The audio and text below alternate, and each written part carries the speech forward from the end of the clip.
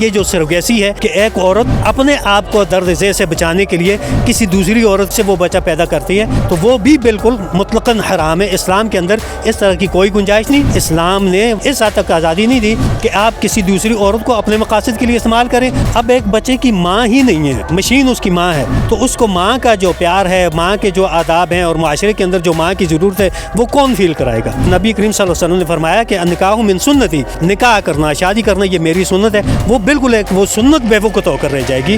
ایک بندہ ہی تو پیدا ہوگا، معاشرے میں اضافہ ہوگا تو وہ عورت سے بھی تو پیدا ہو رہا ہے، تو صرف اتنی بات نہیں ہے۔ جدید ٹیکنالوجی ہے وام، اسلام اس کی قطعاً اجازت نہیں دیتا۔ مفتی صاحب، وام ٹیکنالوجی سے جو انسان کی پیدائش کی جاتی ہے یہ عمل کیسا ہے؟ جی یہ جو جدید ٹیکنالوجی ہے وام، اسلام اس کی قطعاً اجازت نہیں دیتا۔ سب سے پہلی بات جو آپ یہ سمجھ لیں، آپ جب اس تناظر کو جان کر آگے بڑھیں گے نا تو پھر بہت ساری باتیں آپ کے سامنے آئیں گی۔ اسلام اس بات کی قطعاً اجازت نہیں دیتا کہ جو انسان ان کا خاندانی نظام ہے اس خاندانی نظام کو اس طرح ڈسٹرب کیا جائے کہ اس میں آپ کوئی دیگر ٹیکنالوجیز لا کر اس میں آپ افزودگی کا عمل کریں۔ اس کی وجہ آپ دیکھیں گے تو وجہ 3-4 ہیں۔ سب سے پہلے تو جو ایک ماں ہے، ماں کا جو درجہ ہے اس درجے کے اندر کمی بیشی ہو جاتی ہے، اور اس ماں کی جو معاشرے کے اندر کھپت ہے اس کا ختم ہو جاتا ہے۔ ماں کی بنیادی کردار ہوتا ہے ایک معاشرے کو تشکیل دینے میں، ایک معاشرے کا کردار۔ اب ایک بچے کی ماں ہی نہیں ہے، مشین اس کی ماں ہے، تو اس کو ماں کا جو پیار ہے، ماں کے جو آداب ہیں اور معاشرے کے اندر جو ماں کی ضرورت ہے وہ کون فیل کرائے گا؟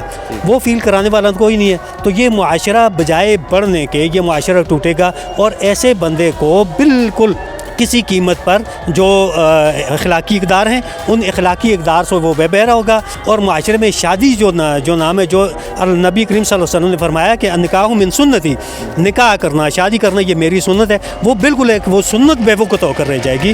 تو جب آپ اس معاملے پر جاتے ہیں تو آپ کو صرف اتنا نہیں دیکھنا کہ اس سے جی کیا ہوتا ہے، ایک بندہ ہی تو پیدا ہوگا، معاشرے میں اضافہ ہوگا تو وہ عورت سے بھی تو پیدا ہو رہا ہے، تو صرف اتنی بات نہیں ہے۔ جو اللہ تعالیٰ کا ایک قائم کردہ نظام ہے، اس نظام کے جو ارکان ہیں ان ارکان کی ڈی ویلیویشن وہ اس نظام کو، اس معاملے کو حرام بناتی ہے۔ اسی طرح یہ جو سروگیسی ہے یہ بھی کہ ایک عورت اپنے آپ کو درد ذیل سے بچانے کے لیے کسی دوسری عورت کے شکم کو، اس کے رحم مادر کو استعمال کرتی ہے اور اس سے وہ بچہ پیدا کرتی ہے، تو وہ بھی بالکل مطلقاً حرام ہے۔ اسلام کے اندر اس طرح کی کوئی گنجائش نہیں۔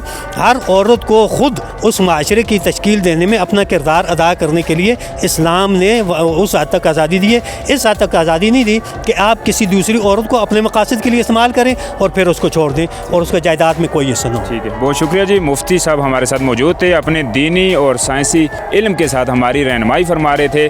آپ اپنا فیڈ بیک کمنٹ سیکشن میں ضرور دیجیے گا، آپ کیا کہتے ہیں اس ویڈیو کے بارے میں۔ نئی کسی ویڈیو کے آنے تک مجھے دیجیے اجازت، اللہ حافظ۔